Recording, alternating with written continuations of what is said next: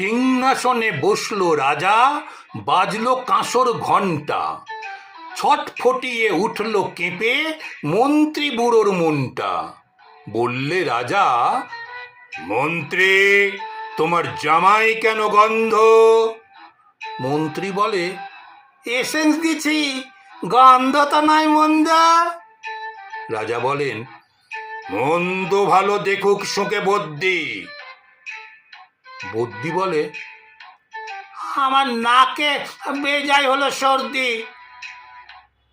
রাজা হাঁকেন, বোলাও তবে রামনারায়ণ পাত্র। পাত্র বলে, নসি নিলাম এক্ষুনি, এই মাত্র। নসি দিয়ে বন্ধ যে নাক, গন্ধ কোথায় ঢুকবে? রাজা বলেন, কোটাল তবে এগিয়ে এসো, শুঁকবে। কোটাল বলে, পান খেয়েছি, মশলা তাহে কর্পূর, গন্ধে তারি মন্ডু আমার একেবারে ভরপুর।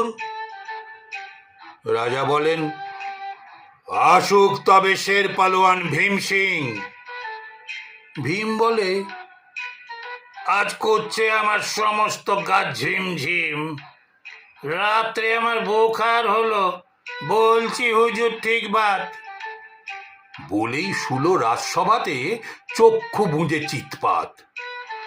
রাজার শালা চন্দ্রকেতু, তারই ধরে শেষটা বলল রাজা, তুমি না হয় করো না ভাই চেষ্টা।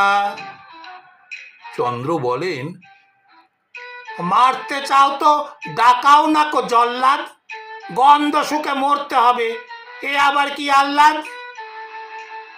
ছিল হাজির বৃদ্ধ নাজির, বয়সটি তার 90। ভাবল মনে, ভয় কেন আর, একদিন তো মরবই। সাহস করে বললে বুড়ো, মিথ্যে সবাই বকছিস, শুঁকতে পারি হুকুম পেলে, এবং পেলে বকছিস।